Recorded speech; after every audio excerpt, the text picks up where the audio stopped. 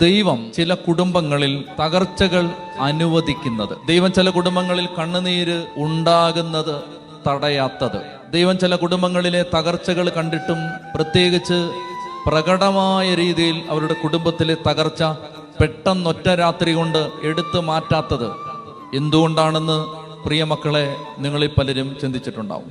ഒരു കാരണമില്ലാതെ സഹിച്ചുകൊണ്ടിരിക്കുന്ന ഒരമ്മ, യാതൊരു കാരണമില്ലാതെ ഒരുപാട് വർഷങ്ങൾ പ്രാർത്ഥിച്ചിട്ടും മോചനം കിട്ടാതെ വേദനിക്കുന്ന ഒരമ്മ, ഭാരപ്പെടുന്ന ഒരപ്പൻ, ആ അപ്പന്റെ ജീവിതകാലത്ത് ഒരു പക്ഷേ ആ അപ്പന് മനസ്സിലാവില്ല അപ്പൻ എന്തുകൊണ്ടാണ് ഈ സഹനത്തിലൂടെ കടന്നുപോയതെന്ന്.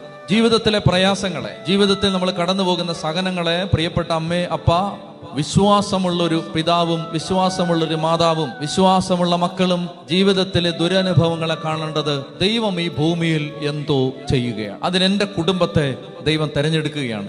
എൻ്റെ കുടുംബത്തിലേക്ക് ദൈവം കൃപ നിറയ്ക്കുകയാണ്.